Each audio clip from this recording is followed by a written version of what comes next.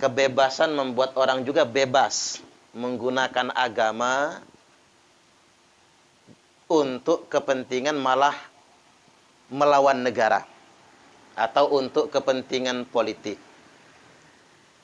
Yang mencemaskan bagi kita ya Bu, yang terbaru itu saya dapatkan itu ada kejadian di IPDN ya Bu ya.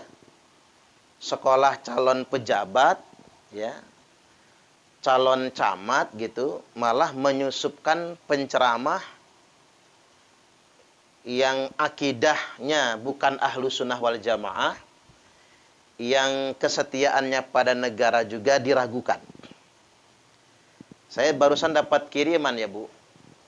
Mungkin belum semuanya kenal, nama saya Yudi Zulfahri, saya lahir di Banda Aceh, 18 Maret tahun 1983. Ya, dulu saya ini awalnya saya ini seorang alumni IPDN. Tahu ya IPDN, yang mana otomatis alumni IPDN itu menjadi pegawai negeri sipil. Nah, saya sempat bekerja sudah di pemerintah Kota Banda Aceh. Ya, saya ketika di IPDN lalu bekerja di Banda Aceh itu tidak ada pernah terbayang, ya, tidak pernah terbayang kalau saya akan sampai di posisi pada hari ini, di titik ini gitu.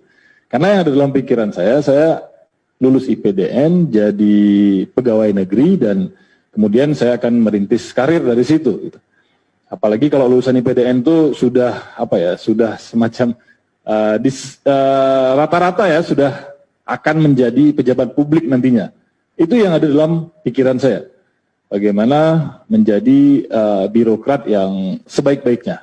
Cuman itu, tidak pernah terfikir sampai di titik ini. Tapi kemudian ada sesuatu yang menghampiri saya, kalau kata Pak Direktur tadi, virus. Ya.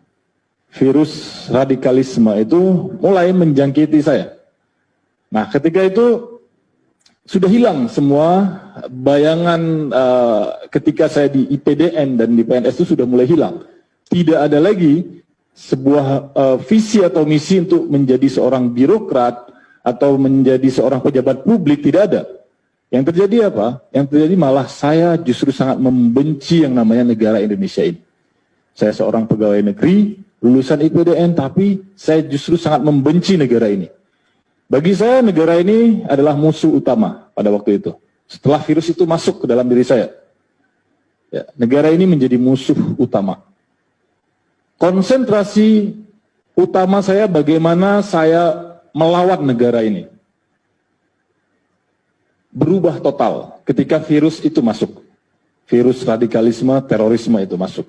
Berubah total.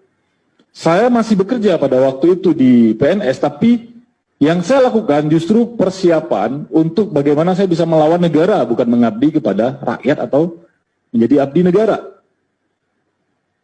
Persiapan melakukan pelatihan militer dan membentuk daerah basis militer pada waktu itu bersama rekan-rekan dari JI dan sebagainya. Sampai terjadi kasus pelatihan militer di Aceh. Itu bukan cuma sekedar pelatihan, tapi program pembentukan daerah basis militer. Jadi semua kelompok-kelompok yang pernah terlibat terorisme itu berkumpul ingin menjadikan Aceh pada waktu itu sebagai daerah basis militer. Jadi mau merubah pola pada waktu itu. Dari pengeboman kepada perang gerilya. Mau kembali lagi ke asalnya dulu. Nah, di situ yang ada di pikiran saya, bagaimana saya bisa melakukan perlawanan yang pada waktu itu dalam pemahaman saya adalah jihad fisabilillah. Dan saya bisa mati di situ. Tidak pernah juga terpikir sampai ke titik yang sekarang ini, nulis buku dan sebagainya. Yang ada dalam pikiran saya pada waktu itu, bagaimana saya bisa membuktikan keimanan dengan melawan negara, lalu saya mati di situ, dan saya mendapatkan syahid. Nah, itu. Jadi, sebatas itu. Dan ketika saya memutuskan ikut itu, cuma ada dua pilihan memang dalam pikiran saya. Kalau saya tidak mati, berarti saya tertangkap. Nah, qadarullah ternyata, Allah menakdirkan saya tertangkap waktu itu. Setelah tertangkap, saya juga masih sangat membenci negara ini. Dalam pikiran saya, banyak sejarah kisah-kisah yang saya temukan di luar negeri gitu ya, yang tertangkap tapi kemudian jadi semakin matang dalam gerakan ini gitu. Saya ingin menikmati itu, oke, saya mungkin ditangkap supaya saya lebih matang dalam gerakan ini. Belum ada pikiran saya untuk bagaimana saya keluar dari situ, belum ada. Saya menganggap tertangkapnya pertama itu adalah proses pematangan diri saya dalam gerakan ini. Nanti saya mungkin divonis berapa tahun, setelah itu saya keluar, saya akan jadi lebih matang dan semakin berperan dalam gerakan ini. Tapi ternyata Allah menghadirkan lain. Allah pertemukan saya dengan yang namanya Ali Imron. Ya, saya panggil beliau Ustadz Ali Imron, pelaku bom Bali. Beliau ternyata berhasil membuka pikiran saya. Ketika saya di dalam, beliau ngobrol dengan saya. Waktu itu Densus mempertemukan saya dengan Ali Imron. Ali Imron lalu mengajak saya bicara, membuka pikiran saya bahwa apa yang saya lakukan ini keliru, tapi bukan secara dalil, pakai logika saja. Pakai logika beliau sadarkan saya. Karena kalau waktu itu beliau kasih saya dalil-dalil pembanding, saya waktu itu akan menolak. Kenapa? Karena saya sudah tertutup dari berbagai macam referensi yang lain. Saya cuma punya satu referensi yang tadi disebutkan oleh Pak Direktur, dari Wahabisme. Saya akan menolak semua referensi di luar itu. Tapi Ali Imron berhasil membuka pikiran saya, sehingga saya mau menerima referensi lain. Nah, kemudian mulai ketika saya terbuka pikirannya, saya mulai mencari referensi-referensi lain, mulai semakin hilang itu virus-virus itu. Mulai hilang dari semua yang disebutkan tadi, maulid yang awalnya saya anti, maulid, tahlilan, tawasul, segala macam, saya semuanya anti, saya anggap itu semua kesesatan yang tingkat tinggi. Lama-lama itu mulai hilang dan saya bisa menerima itu. Bahkan saya tinggalkan total yang namanya faham Wahabi itu. Teroris itu atau khawarij modern itu, mereka cita-citanya ingin mendirikan daulah Islam atau negara Islam. Karena dia ngomongkan bagus Ustadz, ingin mendirikan negara Islam. Gimana cara menjawabnya, Bu? Satu, Allah dan Rasulnya sama sekali tidak pernah memerintahkan kita mendirikan negara Islam. Kalau ada perintahnya harus kita jalankan, karena nggak ada perintahnya. Ini jawaban cerdas. Ibu-ibu jangan mau dikamuflase, dibohongi orang. Kan cita-cita kami bagus mendirikan negara Islam. Apa salahnya negara Islam? Jawab, nggak ada perintah dalam Al-Quran dan hadis mendirikan negara Islam. Makanya Nabi, Bu, waktu hijrah ke Madinah tidak mendirikan negara Islam. Nabi mendirikan negara Madinah. Dan dasar negaranya bukan Al-Quran, tapi Sahifatul Madinah, piagam Madinah. Atau Al-Madinatu Masrutiyah, kesepakatan Madinah. Bukan negara Islam. Subhat ini juga, orang yang hendak mendirikan negara Islam berarti dia harus membubarkan dulu negara yang sudah ada. Negara kita negara apa? Negara Kesatuan Republik Indonesia. Jadi seandainya orang ingin mendirikan negara Islam di Indonesia, berarti dia ingin membubarkan negara Kesatuan Republik Indonesia. Kalau dia ingin membubarkan negara kita ini, pasti terjadi perang saudara. Betul nggak kira-kira? Akhirnya terjadi kekacauan. Itulah yang terjadi pada ISIS, Bu. ISIS mendirikan apa? Islamic State, negara Islam, Irak dan Syria. Gara-gara mereka mendirikan negara Islam di Irak dan Suriah, sampai sekarang Iraknya hancur, Suriahnya juga hancur. Apa itu maslahat? Tidak maslahat kan? Ujung-ujungnya perang berlanjutan, masjid-masjid hancur, bunuh-bunuhan antar sesama umat Islam. Jadi di balik cita-cita mendirikan negara Islam itu sangat berbahaya sekali. Ingin menghancurkan negara kita. Dan negara asing tinggal tepuk tangan, negara kita bubar kalau begitu. Ini subhat yang pertama. Subhat yang kedua yang mereka sering tawarkan, mereka ingin mendirikan khilafah. Udah banyak di Bandar Lampung ini, Bu, orang yang hendak mendirikan khilafah. Saya kasih tahu sama ibu-ibu, jawab cerdasnya begini. Tidak ada satupun dalam Al-Quran dan hadis perintah menegakkan khilafah. Jadi kalau ada yang ngajak-ngajak begitu, tinggalkan. Nggak ada perintahnya. Ada ibu-ibu pengajian, Bu, gara-gara ikut aliran khilafah, rela cerai sama suaminya. Dia lebih taat dengan imamnya daripada taat kepada suaminya. Padahal ibu-ibu jungkir balik menegakkan khilafah, nggak ada pahalanya, nggak ada perintahnya, nggak bisa masuk surga. Tapi ibu-ibu jungkir balik taat sama suami, surga buat ibu-ibu semua. Alangkah jauhnya mikir, woi, ingin mendirikan khilafah. Padahal khilafah nggak ada perintahnya. Terus begini, Ibu, yang namanya khilafah itu nggak bisa lokal, harus internasional. Jadi satu dunia ini Dari ratusan negara di muka bumi ini ada satu pemimpin. Ya kan nggak bisa sembarangan. Siapa coba yang bisa menjadi khalifah orang sedunia internasional? Saya nggak bisa, Bu. Jadi ketua RT aja nggak dipilih orang. Jokowi nggak bisa, cuman untuk Indonesia saja. Erdogan Turki nggak bisa juga, Raja Arab nggak bisa. Yang bisa menjadi khalifah itu harus nabi, khalifah internasional itu harus nabi. Nah sekarang nggak ada nabi. Kalaupun mungkin adalah Nabi Isa Al-Masih alaihi salam. Nanti kalau sudah ada Nabi Isa, itu pun Nabi Isa didahului adanya Imam Mahdi, adanya Dajjal, akhir zaman. Jadi ibu-ibu ingin saya tegaskan, semua cita-cita menegakkan khilafah itu bohong semua. Mengapa bohong? Karena satu, nggak ada perintahnya dalam Al-Quran dan hadis. Dan saya tuh kadang pegalnya, Bu, orang-orang ini orang masjid gitu, ahli ibadah. Itulah mengapa penting yang namanya belajar agama. Sesuatu yang nggak diperintahkan tuh jangan diikuti, jangan diperjuangkan. Kalau sholat jelas perintahnya, kalau puasa jelas perintahnya. Tapi kalau khilafah nggak ada perintahnya sama sekali dalam Al-Quran maupun hadis. Yang berikutnya, syubhat yang ketiga, mereka selalu menggadang-gadang bendera hitam dengan istilah bendera tauhid.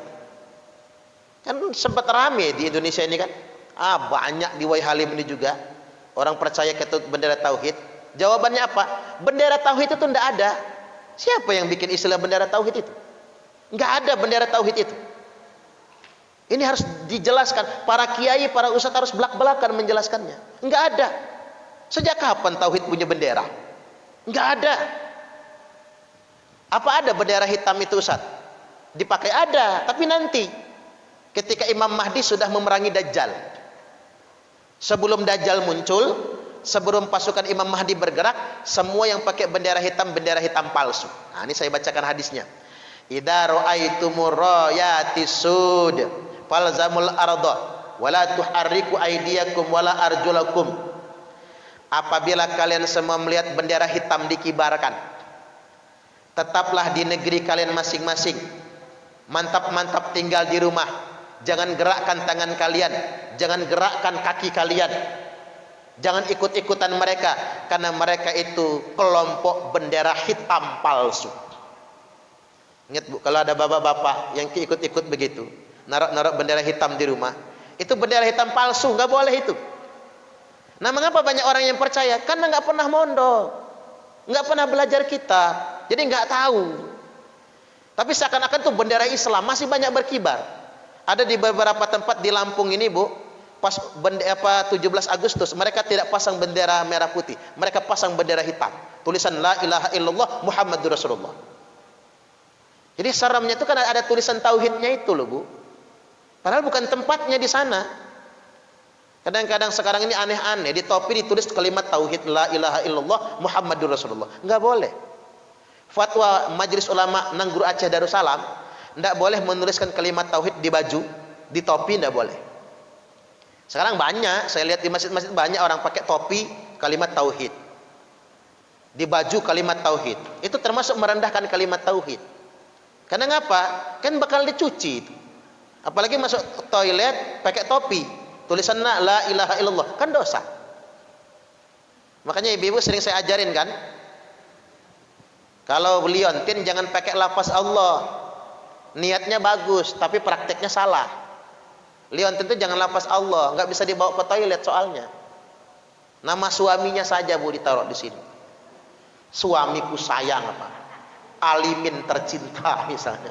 Gitu, Bu Haji. Tulis nama suaminya, nggak apa-apa. Jangan nama Allah, jangan La ilaha illallah. Kesannya Islami tapi salah. Bahkan dikatakan apa? Qulubuhum kazuburil hadid. Kelompok bendera hitam palsu itu, Bu, hati mereka keras seperti baja. Memang merengkel-merengkel mereka itu. Merasa sok paling benar sendiri. Merasa paling Islam sendiri. Ngeyel. Hati mereka keras seperti baja. Kalau saya ceramahkan kayak gini, jangan-jangan mau nimpuk saya tuh. Saya kemarin ceramahin di lapas Kota Metro, ada 2 napi terorisme ngamuk, Bu, ingin nimpuk saya. Kata saya, jangan marah, Mas. diskusi. Anda itu sudah salah otaknya, salah berpikirnya. Karena belajar agamanya mak jelas tadi itu. Jadi kita ini yang harus memerangi terorisme itu kita, Bu, umat Islam. Jadi bukan cuma tugas Densus 88. Jangan kayak pejabat-pejabat mak jelas itu. Kadang-kadang pejabat mak jelas, terorisme muncul gara-gara kurang sejahtera. Siapa bilang, Bu? Yang jadi teroris itu sugih-sugih semua mereka itu kalau mau tahu. Di lapas kerjaan mereka apa, Bu? Minjemin duit kepada narapidana yang lain. Nanti narapidana lain nggak sanggup bayar, ya sudah nggak bayar nggak apa-apa. Yang penting kamu ikut saya. Jadi dalam penjara nambah anggota mereka. Gitu. Ini bikin jengkel juga. Makanya nggak boleh ada satupun orang Islam yang membela terorisme, nggak boleh. Yang harus dibela itu Densus 88, bukan terorisnya. Ini harus belak-belakan kita sampai ke sedemikian rupa. Saya baca di media sosial tuh, kok mengapa sih masih ada anggota dewan ngebela terorisme itu? Itu kan mencoreng nama Islam. Coba ibu-ibu begini, kita punya keluarga terhormat. Terus ada orang berbuat maksiat, mengatasnamakan keluarga kita. Marah nggak, Bu? Marah kan? Sama, kita ini orang Islam yang baik. Kita beribadah, kita tekun ingin memperindah wajah Islam. Tiba-tiba ada orang yang mengatasnamakan Islam tapi untuk kepentingan yang jahat. Kita harus marah sebagai umat Islam. Kita nggak boleh terima yang sedemikian rupa. Berikutnya, Ustadz, tapi mereka itu kan Islam juga. Iya, Islam juga. Terus mengajarkan Al-Quran. Iya, mengajarkan Al-Quran. Nah, untung ada sabda Nabi yang mengatakan begini, Bu. Yakhruju qaumun yaqra'una Al-Quran. Akan keluar sekelompok orang yang mereka itu membaca Al-Quran. Paseh-paseh. Laisa qira'atukum ila qira'atihim bisai. Bacaan Al-Quranmu tidak ada apa-apanya dibandingkan dengan bacaan mereka. Wala salatukum ila salatihim bisai. Puasa salatmu tidak ada apa-apanya dibandingkan dengan puasa salat mereka. Wala siyamukum ila siyamihim bisai. Puasamu tidak ada apa-apanya dibandingkan dengan puasa mereka. Jadi mereka ini memang justru kelihatan Qurannya hebat-hebat, puasanya hebat-hebat, salatnya hebat-hebat. Nabi katakan itu, annahum kilabun nar. Tapi sesungguhnya mereka itu anjing-anjing neraka. Loh, mengapa mereka anjing neraka? Satu, karena mereka mengkafirkan yang nggak sepaham sama dia, membid'ahkan yang nggak sepaham sama dia. Makanya ibu-ibu kalau ngeliat orang dikit-dikit ngomong kafir, dikit-dikit ngomong bid'ah, bebet tuh, bebet khawarij modern, bahaya yang dikatakan Nabi tadi. Iya, penampilannya nipu kita. Kayaknya kalau wajahnya soleh banget, janggutnya aja tekan udel misalnya. Kayaknya udah hebat banget penampilannya. Tapi ingat, kita harus ingat sabda Nabi tadi. Ketika mereka begitu, maka mereka terpapar khawarij modern, merasa paling suci, merasa paling benar sendiri. Yang kedua, mereka selalu menjelek-jelekkan negara. Makanya kalau orang ceramah menjelek-jelekkan negaranya sendiri, itu bibit itu. Karena tidak boleh kita melawan negara sendiri. Man mata walaysa fi unuqihi bai'atun mata mitatan jahiliyah. Barang siapa yang mati dalam keadaan tidak setia dengan negaranya, tidak ada kesetiaan di lehernya, maka matinya dalam mati jahiliyah. Orang se-Indonesia Raya ini boleh beda partai, boleh beda pilihan politik, tapi satu yang nggak boleh, ada upaya melawan negara sendiri. Itu aja yang nggak boleh. Kalau mau bertarung, bertarunglah sono, nggak apa salah. Mau kompetisi, kompetisilah. Mau pemilihan lah, tapi satu aja yang dihindari, jangan melawan negara sendiri. Itu yang nggak boleh. Ini hal-hal yang perlu saya luruskan. Terus begini nih, ada subhat ini dari dedengkotnya ini, tokoh mereka Abu Bakar Ba'asyir. Ada yang minta tanggapan sama saya. Apa kata dia? Jika Anda takut dibully, ditahdir, dicaci, dipenjara, silakan diam saja di masjid, jangan berjuang, dan tunggulah orang kafir akan menjadikanmu hidangan yang lezat. Ini kalau dibaca anak muda, seakan-akan meledak-ledak ya, Bu. Kita harus berjihad nih. Ini bahaya. Mengapa bahaya? Kan pernah saya sampaikan kaidah, likulli maqalin maqam wa likulli maqamin maqal. Setiap perkataan ada tempatnya. Setiap tempat ada perkataannya. Perkataan ini nggak tepat di Indonesia. Indonesia ini bukan negara perang. Indonesia ini Darussalam, negara yang damai. Ada negara kesatuan Republik Indonesia.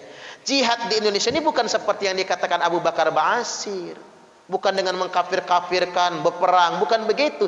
Jihad di negara yang damai seperti Indonesia ini apa? Kita mensejahterakan masyarakat. Bapak-bapak nyari nafkah yang halal, itu jihad itu. Ibu-ibu pengajian, ini jihad. Kita di gerakan serbu itu ya Bu, jihad. Kita membantu anak-anak penghafal Quran, jihad. Kita membangun pesantren, ini jihad. Kita istiqomah dalam pengajian, jihad. Ibu-ibu ngelayani suami, jihad. Ini jihad di negara yang damai. Kecuali kalau Belanda datang ke Indonesia, sama Inggris, Amerika, Australia nyerang Indonesia misalnya, kita diem aja di masjid nyerah Bu, baru kita akan dijajah mereka. Tapi seandainya Australia, Amerika, Belanda, Eropa nyerang Indonesia, semua laki-laki wajib bersama TNI, Polri, keluar dari rumah perang melawan penjajah, wajib. Karena mengapa? Indonesia negara perang. Tapi kalau kita bukan negara perang, nggak berlaku ini. Terus bahaya ini kalau dipakai secara umum. Andai kata kita ini warga negara Amerika, nggak bisa kepake ini. Amerika negara mayoritas non Muslim, kita minoritas Muslim di sana, nggak bisa pakai kalimat ini, nggak bisa. Jihadnya warga Amerika apa? Memberi teladan contoh Muslim yang baik. Kalau mereka berdagang, pedagang yang jujur. Kalau mereka kaya, kaya yang dermawan. Maka di Amerika Bu, banyak orang non Muslim masuk Islam. Gara-gara apa? Di Amerika itu orang Islamnya baik-baik. Sedekah sesama orang Islam nggak nerima lagi karena sudah sugih-sugih semua. Yang nerima siapa? Asisten rumah tangga, orang-orang miskin di Amerika. Di Amerika itu kan individualis kan Bu, masing-masing. Mati kelaparan ya mati kelaparan gitu. Negara Eropa itu kan negara individualis. Jangankan orang lain ya Bu, saudara kandung aja mau makan mau nggak terserah elu. Itu di Amerika, negaranya keras, Eropa. Nah, datang orang-orang Islam yang di sana kok baik-baik. Banyak yang masuk Islam. Nah, itu jihad itu, Bu. Bukan perang ngebom kayak kata Ustaz Abu Bakar Ba'asir ini, bukan. Bukan malah kemudian main kopar kafir, anti Amerika. Saya nggak setuju dengan pendapat begitu. Kalau mandang Amerika bukan ke sana, jihadlah ke Amerika. Tapi bukan dengan cara ngebom. Bukan dengan cara berperang, jihad ke Amerika, berkarya di sana. Ini di Amerika itu keren-keren Bu, dokter-dokter pada Islam semua. Mereka menjadi tenaga medis yang profesional. Kalau kata Pak Saharudin ZP, karena pernah jadi duta besar di Zagreb ya. Zagreb itu mana? Kroasia ya. Jadi duta besar kata Pak Saharudin, di sana Islam itu nggak nyampe 1%. Tapi kalau ada toko Muslim di Australia, di Zagreb ya Bu, laris pasti. Ngapa laris? Karena pedagang Muslim di sana ramah, murah senyum, dan dagangnya jujur. Jadi laris. Nah di Indonesia kata Pak Sarudin, pedagang Muslimnya cemberut, judes ya, banyak yang curang. Jadi kata dia di sana Islam minoritas tapi kelihatan. Di Indonesia ini Islamnya mayoritas tapi belum kelihatan. Ya juga pikir saya. Nah, pedagang Muslim di Zagreb, di Kroasia, yang mereka contohkan teladan Muslim yang baik, itu jihad namanya. Jadi jihad itu ada konteksnya, jangan sembarangan.